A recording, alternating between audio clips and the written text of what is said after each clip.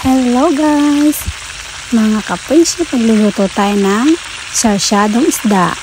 At syempre bago natin simulan ang pagigisa, unahin natin muna magprito. At bago natin prituhin yan, malinis na isda at lalagyan natin asin at medyo ibatad natin ng konti na ilang mga minuto para dumikit talaga ang lasa sa isda. Hindi siya matabang. Okay, ayan. Lagyan na natin ng mantika or oil ang ating kawali. Pag mainit na, ayan, ilagay na natin ng garlic. At sa garlic, kayo na bahala guys kung anong gusto nyong hiwa.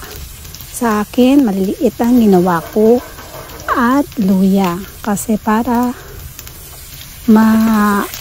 makagat natin hindi malaki. Masama sa pagkain ng luya. Maganda kasi sa katawan kasi guys. At syempre, diba, naglalagay tayo ng sauce sa kanin para may lasa. Para diretso natin makain. Lalo sa mga bata, guys.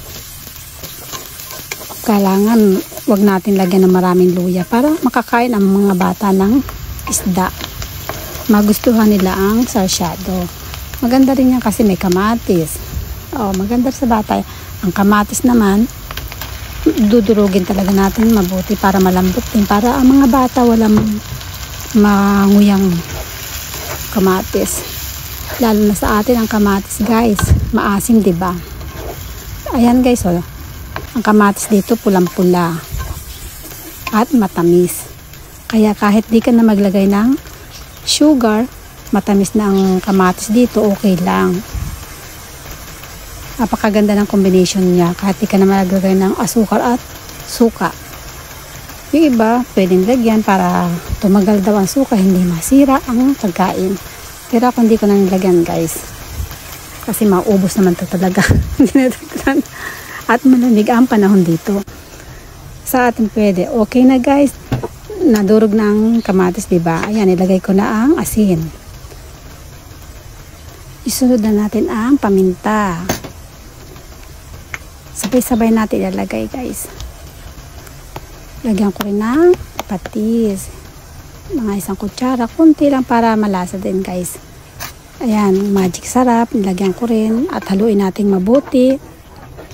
Ayan. Ayan, nilagyan ko rin ng toyo. Para hindi naman pulang-pula ang sarsyado natin. Para hindi mamutla. Pampalasa rin niya ang soy sauce. Ayan, lasahan ulit natin guys. Baka maalat o matabang para alam natin kung gaano karami natin ilalagyan ng tubig kung maalat. Pero ang nilagay ko dito guys, konti lang na tubig. Para may sauce naman siya pag kakain tayo. Kasi tayo, di ba, mahilig mag-sauce, maglagay ng sauce sa kanin. At kung gusto nyo namang walang tubig, pwede kasi pwedeng i-dry. Dry sarsyado, meron. Ayan, bago ko nilagay isda guys pinakuluan mo natin yung tubig na nilagay. Pasensya na kayo guys, ang liit ng kawali ko. Pero malalim naman siya. Maraming isda akong niluto. Kailangan pati dahan-dahanin natin pagbabaliktad at baka madurog or maputo lang isda. Sa iba, kung gusto nyo may sauce, pwede rin. Dami-damihan nyo ng tubig. Sa akin, konti lang. Para talaga yung lasa niya guys sumiksik dun sa isda, kaya nilagyan ko ng tubig at ibatad natin dyan. Yan, nilagyan ko ng sili green para magandang tingnan ng ating sarsyado, kasi pag pulang sili lahat na lang pula, diba? Maganda may green. Ayan, tikman ulit natin guys. Pero ayan, tama-tama na guys, wala na akong nilagay talaga dyan. At kung bago natin ilagay ang itlog, ayan, dahan-dahanin natin paglalagay din ng itlog. At wag nyo munang gagalawin guys, para yung itlog niya medyo may buo-buo. Masarap may buo-buo guys. Pag kasi ginalaw nyo kaagad yan, madudurog yung itlog, diba? Parang wala siya, tunaw. Medyo tagal-tagal natin. Ayan ulit, dadaan-dahan ulit natin pagbabaliktad Talaga maganda guys, pinabatad natin ng isda. Para sumiksik yung lasa talaga sa isda, ang kamatis at yung itlog. Madali lang siyang lutuin, di ba guys?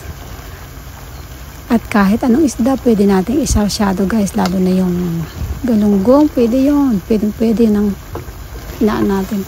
Itong isdang ito, nalimutan ko ang pangalan nito guys, pero masarap talaga siyang pang sarsyado. Kaya ayan, sinarsya ko siya. Tikman uli natin guys. Kasi nilagyan natin ng itlog, diba? Baka tumabang. Pero ayan, tama-tama lang guys. Wala na akong dinagdag. Ayan guys. Nilagay ko na sa malapad na lalagyan. Para hindi na sila magsiksikan. Kasi malalaki din yung isda at medyo marami. Dumami na rin kasi siya dahil ng kamatis at itlog. O ayan. Halos wala na siyang sauce, diba? Dry na rin siya. Natuyo na siya Kaya yung gustong may sauce, mga 1 cup pwede niya ilagay guys. Ayan, para siya talagang dry na. Ayan, masarap na ito guys. Yummy na ito sa kanin. Pati ang ulo, masisip-sip nyo niyan guys.